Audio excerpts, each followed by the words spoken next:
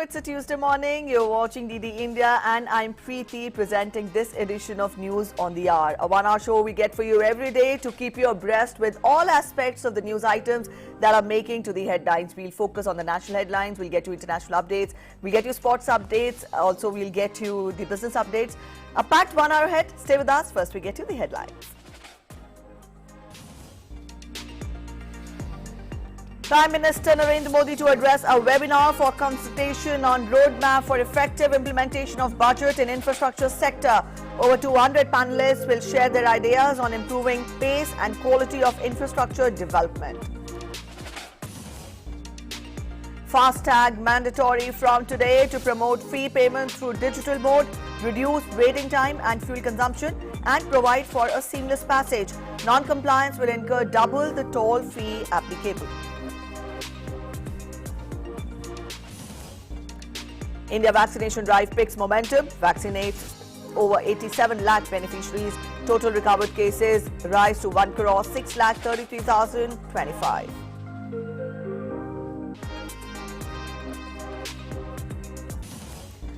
WHO gives emergency use listing to 2 versions of Oxford AstraZeneca vaccine. For these vaccines to be rolled out globally through COVAX. Covishield vaccine is also being made in India through the Serum Institute.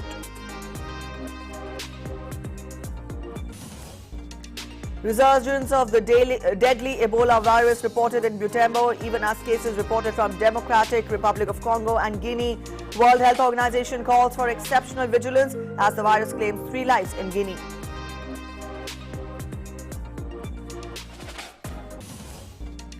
Former Nigerian Finance Minister Ngozi Okonjo-Iweala makes history, becomes the first woman and first African Director General of the World Trade Organization.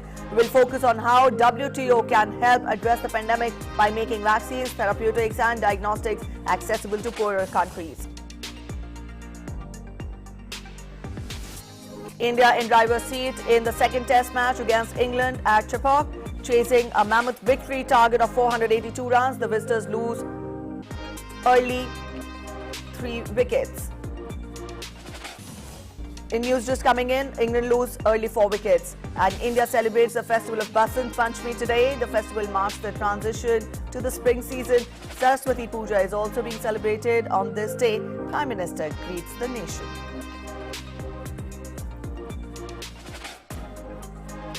Alright, so those were the top stories. We begin with the national headlines. Prime Minister Narendra Modi will address a webinar for consultation on roadmap for effective implementation of Union Budget 2021-22 in the infrastructure sector today. More than 200 panelists, including representatives of major financial institutions and funds, consultants and subject matter experts, will participate. The panelists will also share their ideas on improving pace and quality of infrastructure development, will focus on advanced technology and attracting more investment in the sector. Now, this will be followed by 2 parallel breakout sessions involving discussions between senior officials of the groups of ministries and cross-sectional experts to come up with a list of implementable projects. The aim is to fast-track implementation of the budget vision and draft an implementation roadmap.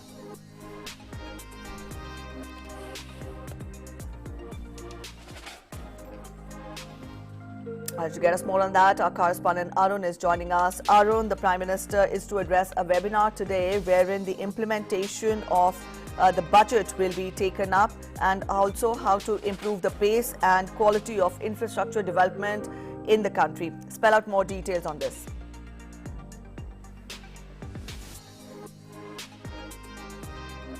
Yes, Arun? Yes, Arun, please spell out more details. That's right, Preeti. That's what I was saying, that the group of experts and the top government officials will be interacting as far as this webinar is concerned. They'll be making out the list as far as which are the implementable projects, the infrastructure projects primarily, that can be implemented and fast track can be done of these developmental infrastructure projects. We know this fact that this year's union budget primarily focuses more on infrastructure. It gives a new direction as far as infrastructure is concerned. Second important aspect is that after this COVID pandemic, government understands this fact that if in case job creation has to be done, if in case the GDP or the growth rate has to be increased, major focus has to be in infrastructure. We have seen that how in last couple of years, the National Investment Pipeline was launched by the government, which ensures that 100 lakh crore worth of investments will be made in various infrastructure projects relating from the energy sector to the road transport highway sector to the rural and the urban infrastructure as well.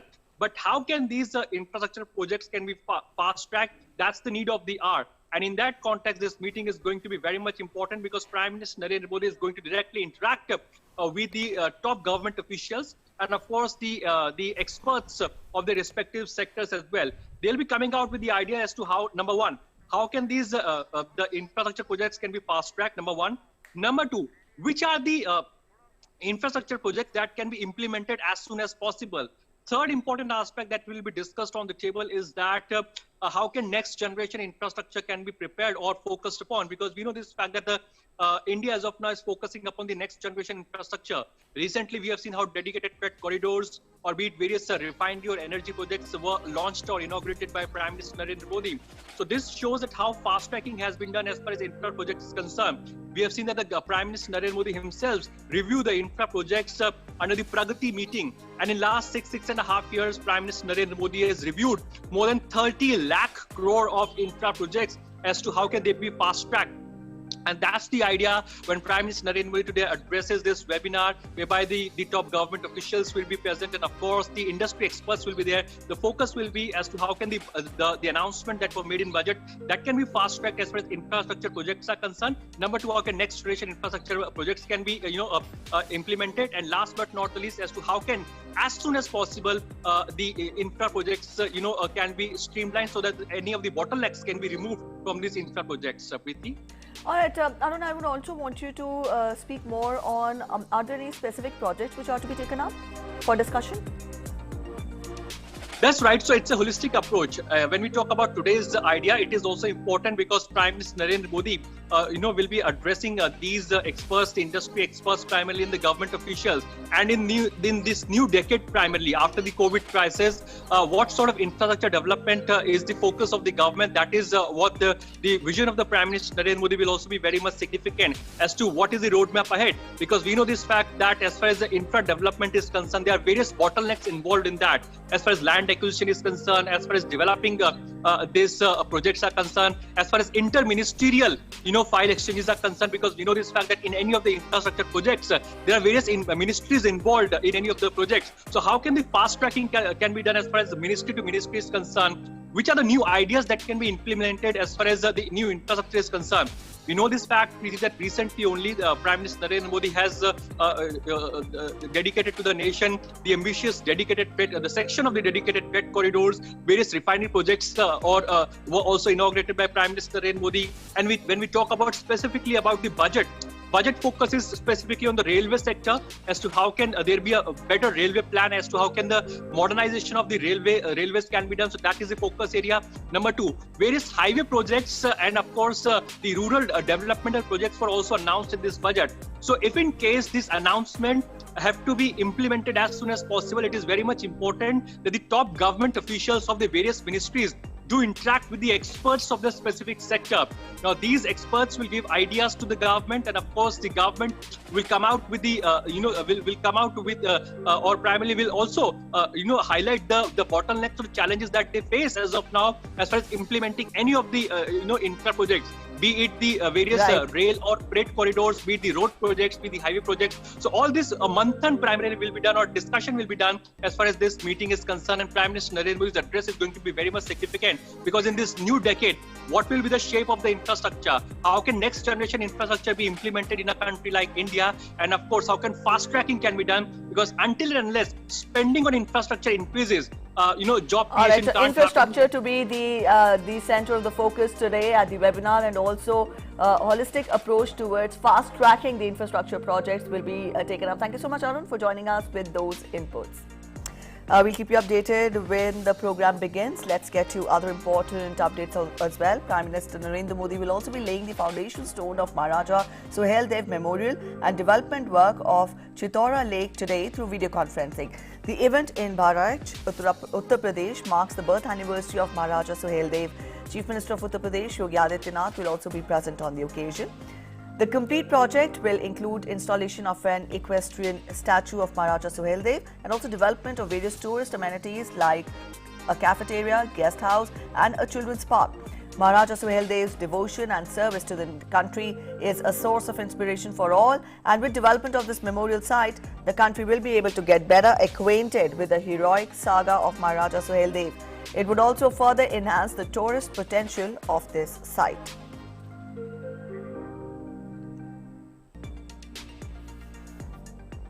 In India, all lanes in the fee plazas on country's national highways have been declared as FASTAG lane of the fee plaza. Now, the FASTAG has been made mandatory from today onwards to promote fee payment through digital mode, reduce waiting time and also fuel consumption, and provide for a seamless passage. Non-compliance will incur double the toll fee applicable.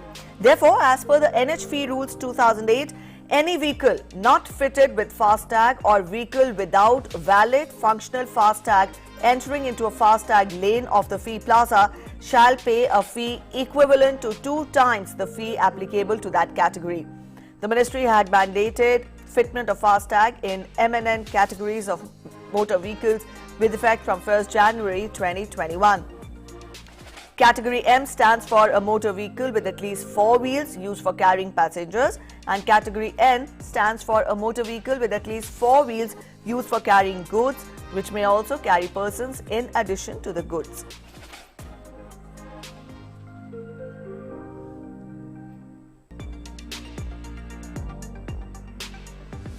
And Dominican Republic has on Tuesday received the Made in India Covishield vaccine under Vaccine Maitri initiative.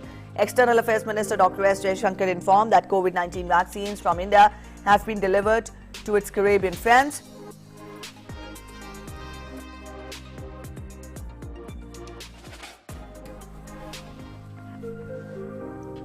President of Dominican Republic Luis Abinader and Vice President Raquel Pena thanked India for sending the first batch of Covishield vaccine.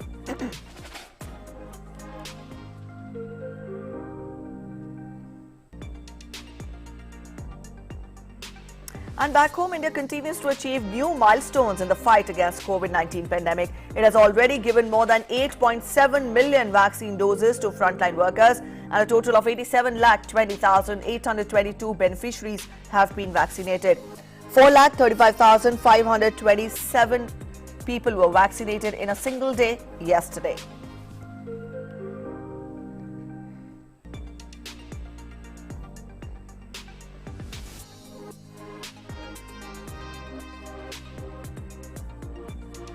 And up next, we get you news on COVID-19 from across the country with yet another significant achievement. India's active cases are declining on a daily basis. The total active cases of the country now comprise only 1.25% of the total cases. 2,765 new active cases were recorded in the last 24 hours, while 11,805 new recoveries were registered in the same period. The national recovery rate is 97.32% and it continues to be one of the highest globally. The continued high rise in the recoveries has led to progressively improving the national recovery rate. The total recovered cases are 1,06,33,025 and the gap between active cases and recovered cases is continuously increasing.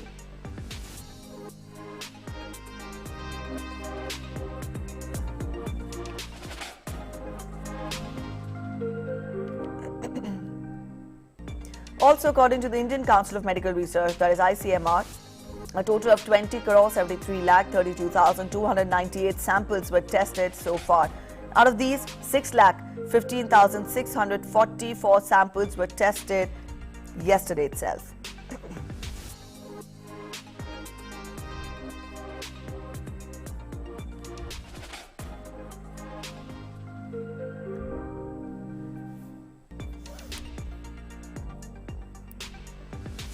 The Government of India has decided to extend night curfew provision. The Government of Gujarat has decided to extend the night curfew provision in 4 major cities, that is Ahmedabad, Surat, Vadodara and Rajkot. However, in a relaxation move, the government has reduced night curfew hours by 1 hour and therefore curfew will be effective during 12 midnight to 6 a.m. as against 11 p.m. to 6 a.m. earlier. This will be applied from 16th February till 28th February.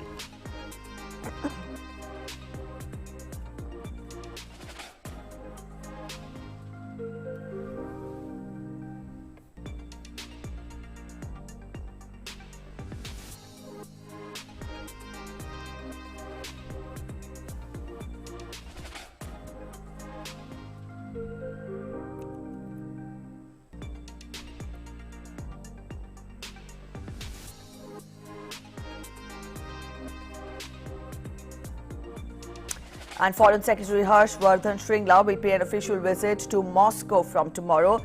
Now, this will be his first foreign visit of the year, and during his two-day visit, he will hold the next round of India-Russia Foreign Office consultations with Russian Deputy Foreign Minister Igor Morgulev, during which the two sides will review the entire gamut of the bilateral relationship, and also that will include the forthcoming high-level exchanges. Also, during his visit, the Foreign Secretary will meet Russian Deputy Foreign Minister Sergei Ryabkov for an exchange of views on topical issues of regional and international importance. He will also deliver a speech on India-Russia relations at the prestigious Diplomatic Academy of the Russian Ministry of Foreign Affairs. Despite the COVID-19 pandemic situation, India and Russia have sustained the momentum of special and privileged strategic partnership between the two countries. And also, this year's first visit abroad by the Foreign Secretary to Moscow signifies the importance India attaches to its close and friendly relations with the Russian Federation. And to get us more on that, our correspondent Abhishek Jha is joining us. Abhishek, good morning to you. We've given a broad outline of the visit of Foreign Secretary to Russia, which begins from tomorrow. Spell out more details, and also how far will it further strengthen the already, good and cordial relations with Russia? Preeti, as you said that the first visit of Foreign Secretary to this country, Russia, in itself, it signifies the importance that India attaches with Russia. Both the countries have given a privilege in strategic relationship. The dependence of defense manufacturing and defense equipment imposed to Russia for Indian forces have been a traditional part of India-Russia relationship. Besides that, in recent years, we have seen the rapport that the Indian Prime Minister has with the Russian President Vladimir Putin. That has also helped India-Russia ties to move further. We are talking about this visit, this Foreign Office consultation will actually focus on the issues that concern India and Russia in a different perspective. We can expect that the leaders from both the sides, the officials from both the sides, will be talking about the issues like Afghanistan. There is a peace process that is still not completed, especially now with the change in the US government. We are going to see a new way of dealing with the peace process in Afghanistan, while earlier administration in USA was trying to make a deal or broker a peace deal through Taliban. The new administration doesn't seem very much interested in that, and also it is not very willing to withdraw its troops from Afghanistan. So in the present context, what are the way ahead? Maybe the officials will discuss on that. But also the issue of Myanmar, which is the neighboring country of India, has been one of the top issues of regional importance, and recently India has also said on the global platform also that the democratic process in Myanmar should be restored as soon as possible, while Russia has submitted an internal matter of Myanmar. So there are differences on various regional issues and global issues, but how both the countries can actually come on a point where they can collaborate on these issues, that is that will be one of the big part of this discussion, and we can hope that while Foreign Secretary's visit will give push to what has been already decided in terms of buying a few Russian-made equipment to India, as for 100 missile that is to come to India very soon. So these discussions will also go forward while during the discussion of Foreign Secretary consultation. All right, Abhishek, thank you so much for joining us with those inputs. That was our correspondent Abhishek, spelling out more details and putting into perspective for us how significant the visit of Foreign Secretary to Moscow will be when he embarks on the visit tomorrow. We'll keep you updated. Let's get to other news now. Back home, the death toll in the aftermath of the snow avalanche in Chamoli of Uttarakhand has gone up to 58. NDRF teams recovered 2 more bodies from Tapovan Hydel project tunnel this morning. As many as 146 people are still missing. Bodies of 29 people have been identified so far.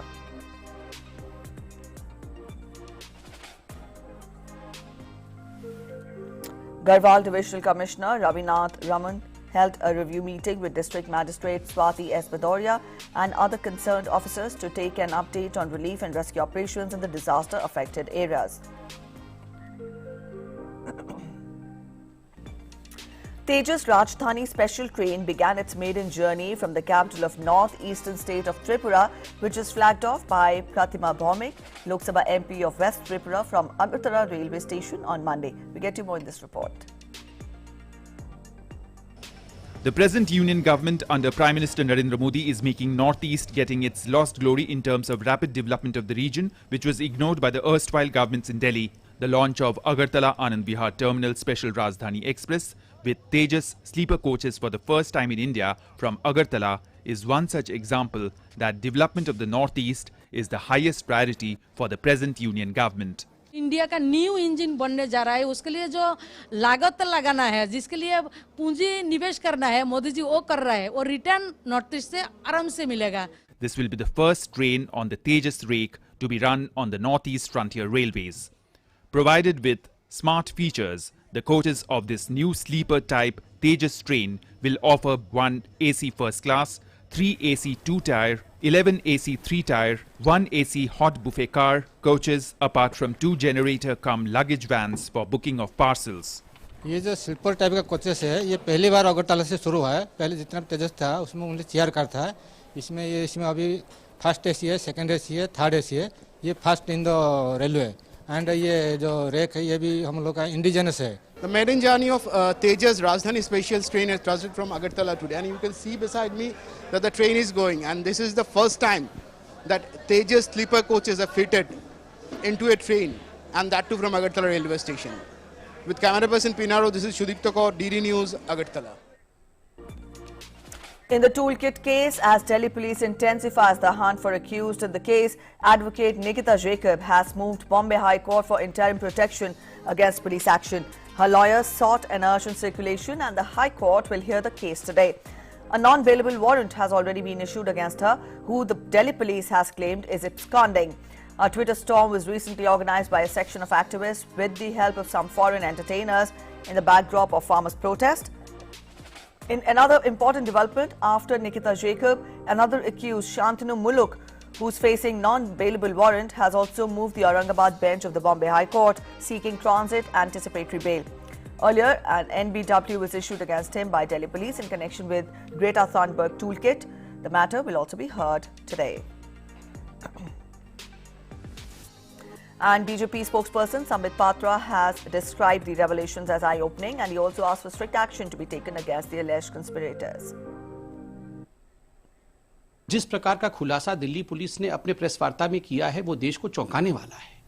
जिस tool kit के विषय में पूरा देश सवाल उठा रहा था, ये देश को तोड़ने वाला एक टूल किट था. उस टूल किट के षड्यंत्र को पूरी तरह से पर्दाफाश करके इस पीसी ने रखा है और मुझे लगता है देश का कानून सर्वोपरि होता है. जो भी व्यक्ति देश को तोड़ने का प्रयत्न करे, कानून को उसका काम करना चाहिए, कानून को अपना काम बिल्कुल करना चाहिए. जो लोग उस पर विलाप करने की कोशिश कर रहे हैं, जो लोग अपनी राजनीतिक रोटी इस पर सेकने की कोशिश कर रहे हैं, कहीं ना कहीं वो देश के साथ, देश की अखंडता और देश के संप्रभुता के साथ खिलवाड़ कर रहे हैं. दिल्ली पुलिस ने स्पष्ट रूप से कहा है, कुछ बैंड ऑर्गेनाइजेशन, ऐसे ऑर्गेनाइजेशन जिनको हिंदुस्तान की सरकार ने बैन कर रखा है, उनका इसके पीछे हाथ था और बिल्कुल ये उचित नहीं है. And India is celebrating the festival of Basant Panchami today. The festival marks the onset of the spring season. The word Basant means spring season, while Panchami refers to the 5th day of the lunar fortnight. On this day, the students worship goddess Saraswati, who is considered as the goddess of knowledge and wisdom. People wear yellow dresses and decorate their homes with colorful flowers. People in Varanasi as well as in Haridwar took holy dip in River Ganga on the auspicious occasion. This year, Kumbh Mela is also taking place in Haridwar. Prime Minister Narendra Modi has greeted the nation on this occasion.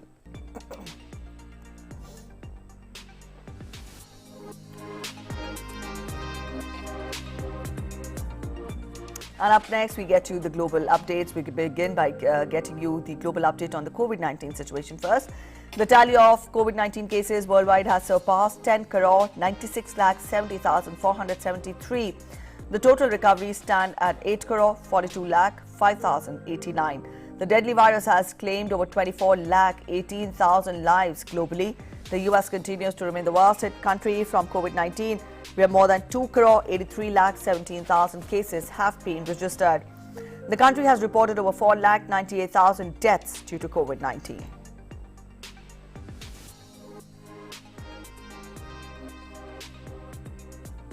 Amidst British and US concerns over access given to a World Health Organization mission to China, British Prime Minister Boris Johnson said on Monday that world powers should clinch a global treaty on pandemics to ensure proper transparency. Asked about who he held responsible for any lack of transparency on the origins of COVID-19 pandemic, he said that it's obvious about the origins of novel coronavirus outbreak is in Wuhan.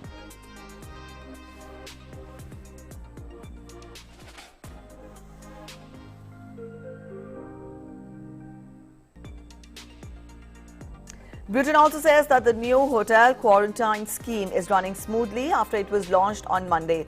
New arrivals to the United Kingdom from a 33-strong red list of the countries deemed to be at high risk of COVID-19 must now self-isolate for 10 days in a hotel room at a cost of £1,750. Hours after the rules kicked in, queues at Heathrow, Britain's biggest airport, were less than 1 hour long. While existing paying guests were still resident in some parts of the hotel, it is understood that it will soon become occupied solely by those having to self-isolate. Part of the £1,750 fee covers security costs to ensure guests adhere to the quarantine.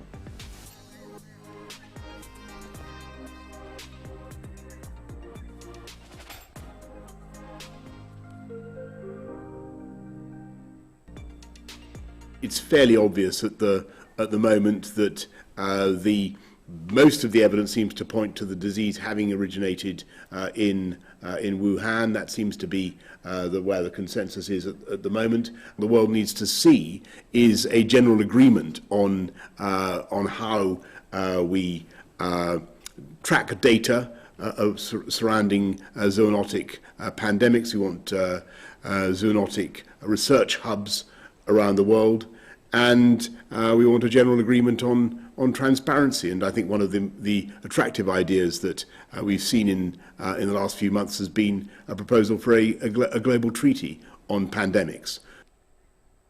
All right, the British Prime Minister, they're calling for a global treaty on pandemics to ensure proper transparency there. Up next, we'll get to other updates. Austria's government on March 1st will decide on a potential loosening of pandemic restrictions that could come into effect around Easter at the earliest. Chancellor Sebastian Kurz on Monday said that they are hopeful that the country will be able to more or less control the infection numbers, even though schools and shops are open again in Austria. Austria loosened its COVID-19 lockdown last week, switching to a nighttime curfew from all-day restrictions on movement and letting non-essential shops and schools reopen. Only pupils who have been tested will be allowed to attend lessons, with others able to join online. Meanwhile, shops customers will have to wear FFP2 face masks. Such masks are already required on public transport and the essential shops that are open. Museums, galleries and zoos will also be allowed to reopen.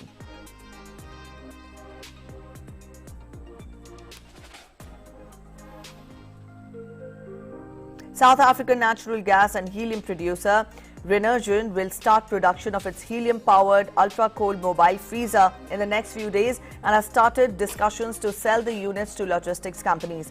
Companies and governments around the world are working on ways to establish cold chain storage and delivery systems for vaccines such as the Pfizer and BioNTech shot, which must be shipped and stored at ultra-cold temperatures and can only last at standard fridge temperatures for up to 5 days. As a solution, Renergen launched its prototype cold chain storage called CryoVac, which has a temperature range of -150 degrees Celsius to 8 degrees Celsius and can store vaccines for periods of up to 30 days without the need for any power supply.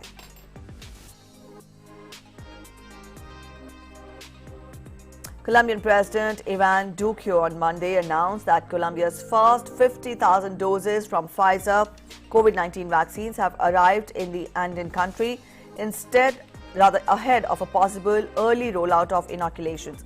The government had planned to administer the first dose on February 20th, but could begin vaccinations several days earlier.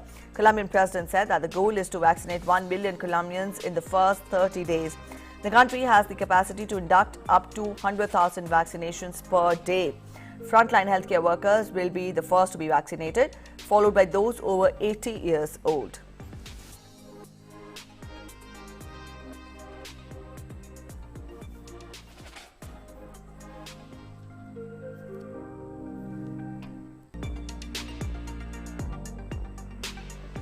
And in more international news, Mexico on Monday began the massive task of vaccinating its millions of residents over 60 against the virus, with older Mexicans lining up by dozens and waiting for hours amidst delays in applying the shot.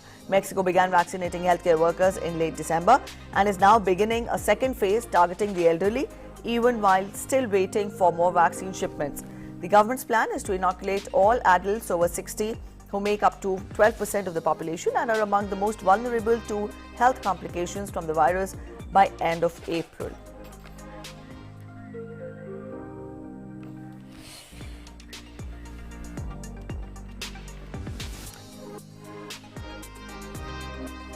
Up next, we're heading for a short commercial break. You're watching News on the Hour. Stay with us. We'll be back in a short while.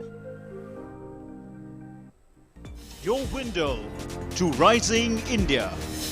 India's voice on global platforms. Latest news from India and around the world. In-depth analysis of global headlines. Watch DD India in your country. Available for downlink in Middle East countries. STTV broadcast is available through the satellite GSAT 17 at 93.5 degrees east. HDTV broadcast is available through the satellite GSAT 10 at 83 degrees east. For technical details, scan here. Switch to DD India now.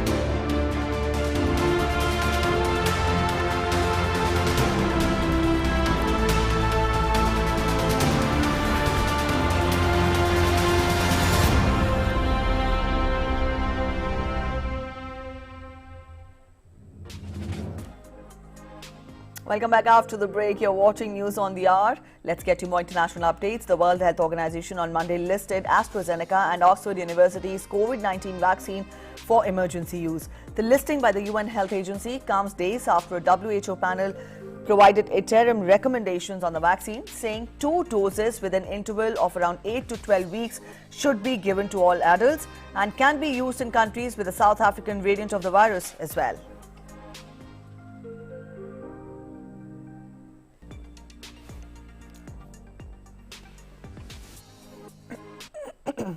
WHO gave emergency use listing to 2 versions of the Oxford AstraZeneca vaccine, giving the green light for these vaccines to be rolled out globally through COVAX. One of the vaccines is produced by SK Bio in the Republic of Korea, and the other is produced by the Serum Institute of India. To get us more on that, we're joined in by correspondent Abhishek Jha. Abhishek, the World Health Organization giving its stamp and approving the listing of AstraZeneca and Oxford University's COVID-19 vaccine for emergency use. I would want you to spell out more details as to what were the exact factors which led to the global agency, stamping on these 2 vaccines.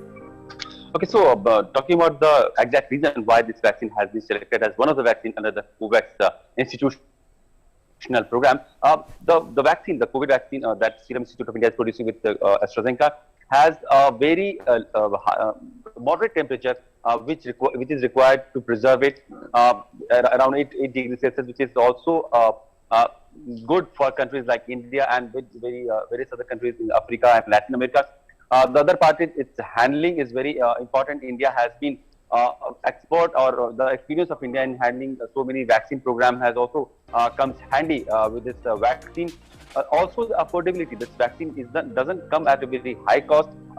In talking about efficacy, that the usage of vaccine and its impact has also been proven to somewhere around 63%, which is also a very high level. Talking about other vaccines globally that has been produced in other countries also. So, affordability, accessibility, and ability to move it to places in a very moderate way. That is, these are the unique specifications that has made it into the list of emergency use listing of WHO. And now India will have to scale up the production because once a vaccine or any diagnostic ability or anything that comes under the list of emergency use listing of WHO, that needs to be scaled up so that it is believed that this is one of the panacea at the moment, and as long as this is the only medicine, it needs to be scaled up in terms of production so that the other population groups across the globe can avail the facility and avail the medical assistance that this vaccine is providing them in order to fight with corona pandemic.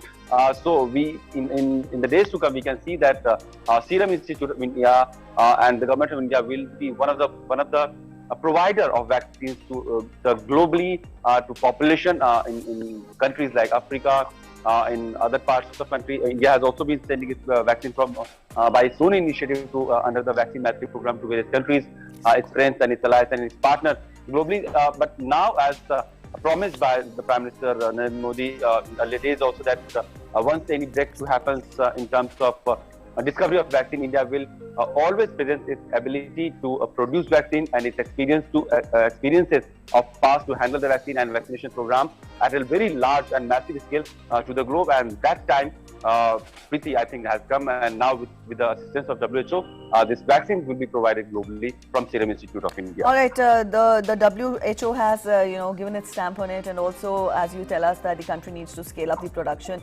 This will also give more fillip to vaccine Maitri, wherein the country is reaching out to other countries of the world in distress, which are in need of the vaccines at the earliest. Okay, of course, Preeti, and we have to also see that this is not the first time that India's ability to provide medical assistance globally has come handy to the world, because India, which is not known as one of the greatest manufacturing hub or for other technological advancement, this is one part. The pharma industry is one part where Indian discoveries and Indian manufacturing experiences are very crucial. At this point of time, India produces almost 60 to 70% vaccines that is required by world everywhere. So it was always believed that once the breakthrough happens, India will be one of the key providers of vaccines to the globe, because not every country can put in money, time and expertise in discovery of vaccines, and not every country can also afford to have a higher price vaccine. So this vaccine is affordable also, and this vaccine has proven efficacy rate of almost 63% also, which is very good. India has also been sharing its capacity of manufacturing PPE kit, masks, shields, and other ventilators and other aid and assistances, medical aid and assistances in earlier months also during the pandemic to the world, when it was believed that the world was very much needy of those medical equipment and assistances, but they didn't have enough manufacturing capacity. So India scaled up those capacity in few months time only. So now when we see that COVAX has approved this emergency use listing of this vaccine by Serum Institute of India, we can believe that India will not only scale up this production, it will also be able to provide these vaccines to the country, other parts of the world. All right, Abhishek, we'll end it at that. Thank you so much for joining us with those inputs. That is our correspondent Abhishek Jha, spelling out more on the World Health Organization approving the listing of AstraZeneca and Oxford University's COVID-19 vaccine for emergency use.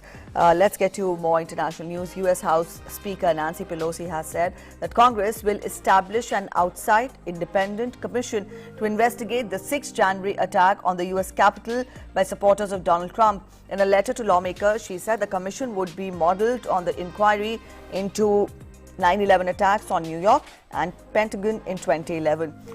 She also said that the trust should now be known of how this happened.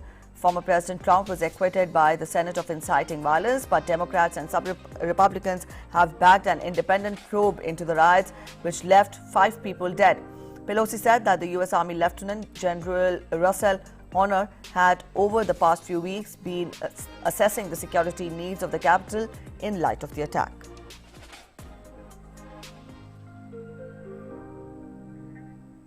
And Nigeria's Ngozi Okonjo-Iweala makes history as the head of the World Trade Organization. She's a former two-time Nigerian finance minister. She's appointed as the next Director General of the World Trade Organization, and she is the first woman and the first African Director General of the organization.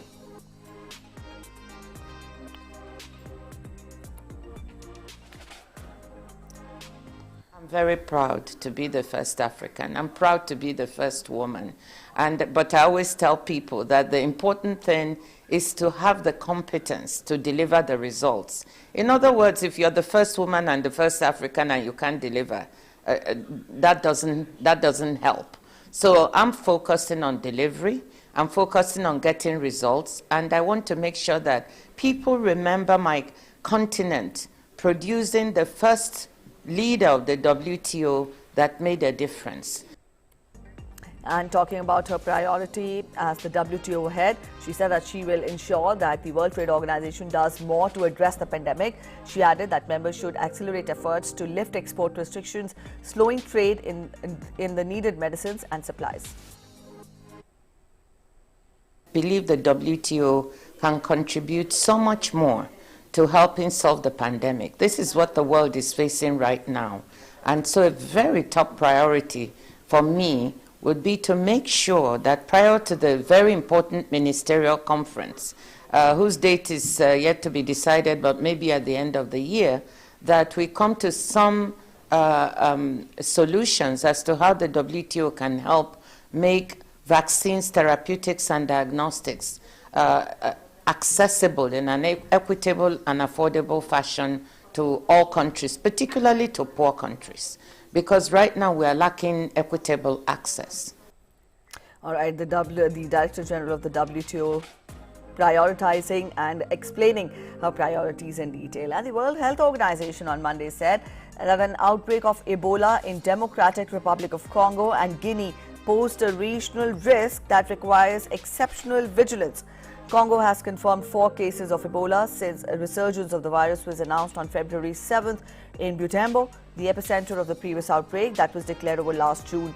On the other hand, Guinea declared a new Ebola outbreak on Sunday with 7 confirmed cases and 3 deaths.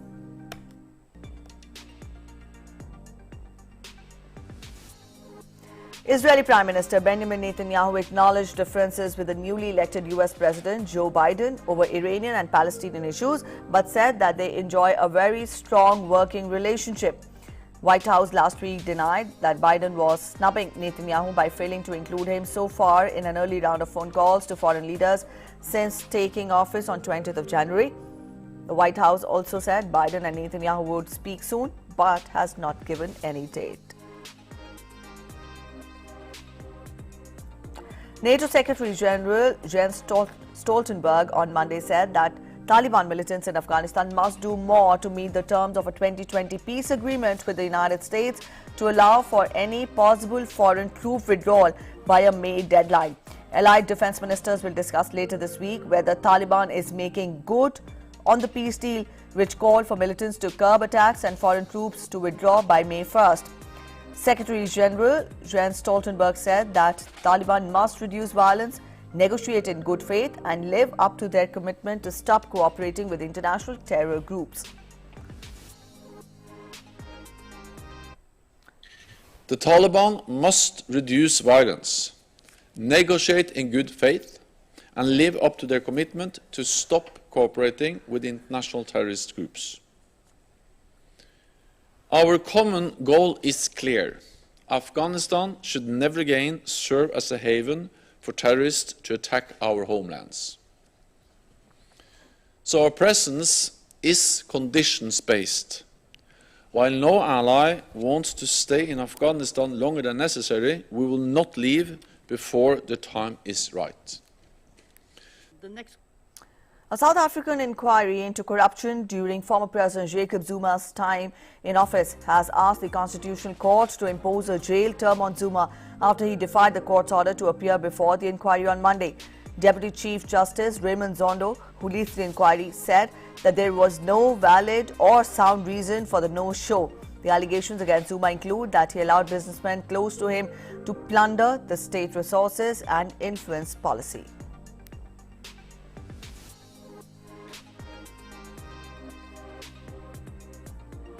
And Germany on Monday said that its decision to impose border controls with the Czech Republic and Austria is a temporary measure of last resort and defended a lockdown extension against business demands for a roadmap to reopening. The new restrictions along the normally open borders were prompted by alarm over outbreaks in the Czech Republic and Austria's Tyrol region of the strains of COVID-19 that spread faster and caused more illness. Germany installed frontier checks on Sunday, drawing protests from Austria and concerns about supply chain disruptions and could damage the country's export-oriented manufacturing sector. Austria has said that the border controls the disproportionate and unacceptable German police at the Czech and Austrian frontiers have been allowed in only truck drivers, German citizens and cross-border commuters in possession of negative COVID-19 test certificates.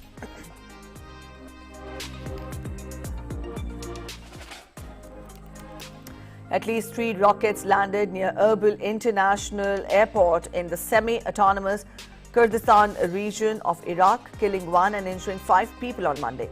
A statement from the Kurdish Interior Ministry said that the number of rockets were fired towards Erbil and its outskirts at night and some people were injured. It was not immediately clear if a US military base housing US troops near the airport was the target of the attack. Security officials said that Erbil Airport was shut down and flights were halted for safety issues. No group immediately claimed responsibility for the attack.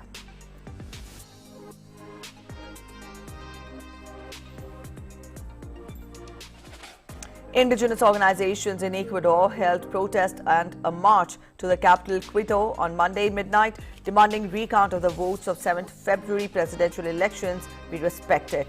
The National Electoral Council on Friday announced that it will recount 100% in Guayas province and 90% in 16 other provinces to clear doubts of indigenous candidate Yacu Perez about electoral fraud. Perez and banker Guillermo Lasso agreed to recount the votes in front of delegates from the Organization of American States. However, on 14th of February, Lasso asked the Electoral Council to revise some of the terms of the agreement and reduce the sample of recount so that Perez and some indigenous organizations demanded to respect the original agreement.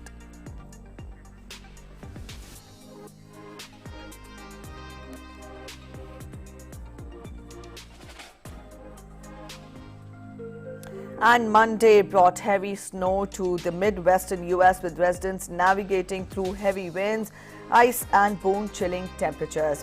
In Oklahoma City, a local church was providing essentials to the homeless who were braving frigid temperatures in the tents. The National Weather Service has forecast heavy snow and freezing rain to spread across larger swaths of central and eastern sections of the country through Tuesday as well.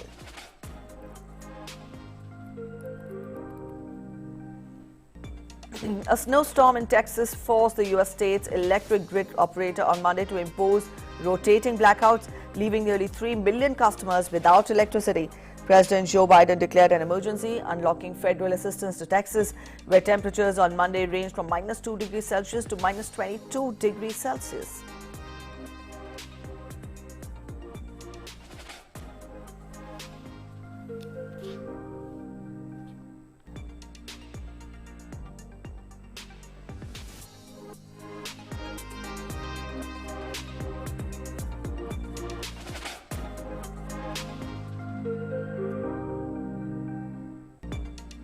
And in more international news, the heaviest snowfall to hit Greece in 12 years triggered power cuts, disrupted transport and trapped people in their homes on Monday.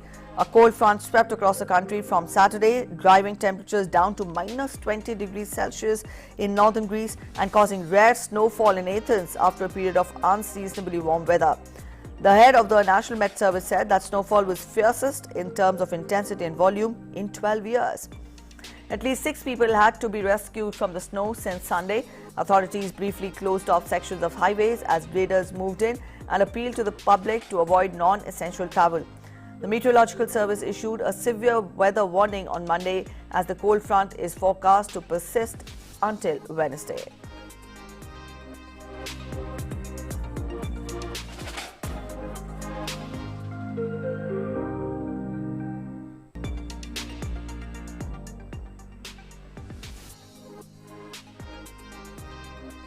Up next, we'll get to weather updates from Russia now. Many Russians had to pave the way through the snow-covered streets of Moscow on Monday after heavy snowfall at the end of last week. The snowfall disrupted transport, delayed flights and made it tough to get around for pedestrians, braving strong winds and temperatures of minus 15 degrees Celsius.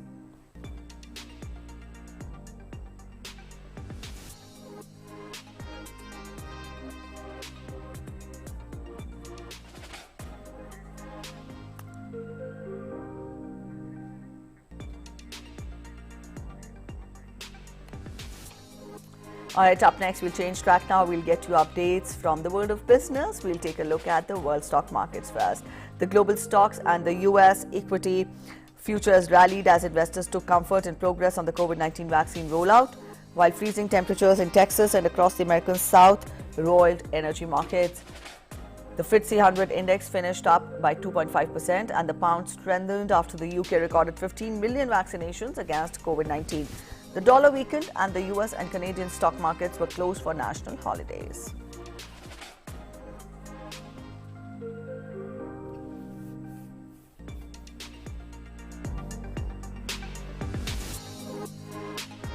And back home, the Asian shares advanced on Tuesday, putting world equities on course to extend their bull run for a 12th consecutive session as optimism about the global economic recovery and expectations of low interest rates drive sentiments into riskier assets. Oil prices soared to a 13-month high as a deep freeze due to a severe snowstorm in the United States not only boosted power demand but also threatened oil production in Texas. MSCI's broadest index of Asia-Pacific shares outside Japan ticked up 0.45%, while Japan's Nikkei rose 0.4% to a 30-year high. In Hong Kong, the Hang Seng Index surged 1.79% to hit a 32-month high in its first trading session since Thursday following the Lunar New Year holidays.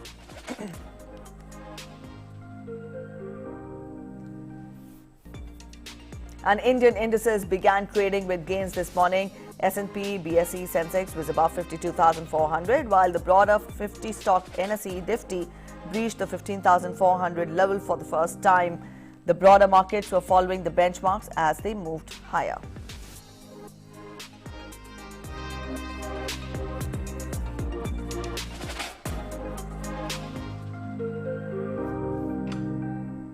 And our quick sports updates. We get to update on the test match first. India is in the driver's seat in the second test match against England at Chepauk. Chasing a mammoth victory target of 482 runs, England have already lost 5 wickets with 90 runs. And from here we now talk of soccer. When we talk of soccer, then a former top... Alright, before we get you updates on soccer, we'll get you updates on tennis first. Let's get you updates on Australian Open. Number 3 seed Naomi Osaka is into the semi-finals of the Australian Open after a 6-2, 6-2 win over Si Sui today. Osaka dominated the court with her speed and the winners with her power strokes as the veteran doubles star. She struggled to find a way past the Japanese star.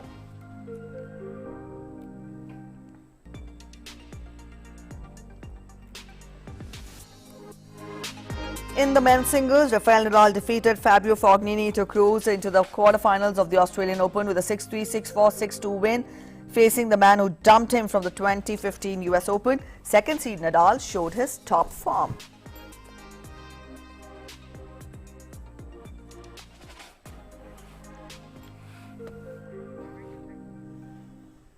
On to soccer now. A former top African football executive, Patrice Edouard Gazin, and a former militia commander, Alfred Yekatom, will go on trial today for allegedly leading Christian-dominated militias in widespread attacks on Muslims in the Central African Republic at the International Criminal Court. Prosecutors say that Gazona was a senior leader and national coordinator of the so-called Yes, anti-Balaka militias in 2013 and 2014. On the other hand, Yekatom faces similar charges to Gazona with additional counts for his alleged use of child soldiers. The Central African Republic has been mired in violence since the coalition of mostly northern and predominantly Muslim rebels known as Selika seized power in March 2013. Their brutal rule gave rise to the opposing anti-Balaka Christian militias.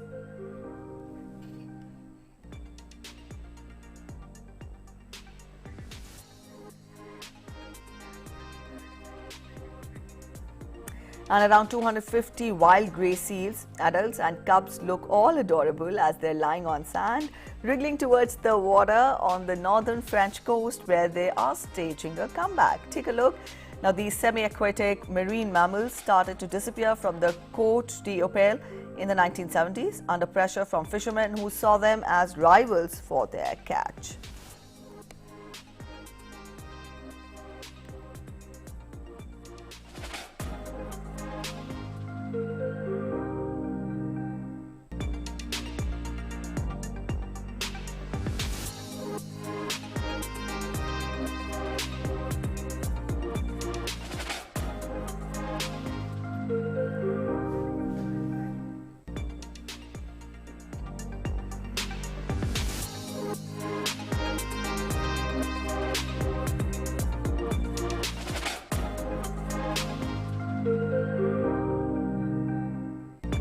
We had the grey seals there enjoying the sun bath at the French coast. Undoubtedly, grandchildren are the most revered possessions of their grandparents. Now, these little souls serve as their hopes and a reflection of their own childhood. Before we end this News on the Hour show, we leave you with glimpses of a grandfather's love for his grandchild. In Estonia, a grandfather has created a computer-free experience for his grandchildren, an ice carousel on the Baltic Sea. An ice carousel built by profession, Ants Ellie took 4 to 5 hours together with his grandson, and then the wheel started to run. And also, consistent in his efforts, Ale has to remake part of the carousel every day at sub-zero temperature, freezes part of the structure overnight. Take a look at this, enjoy, have a great day ahead.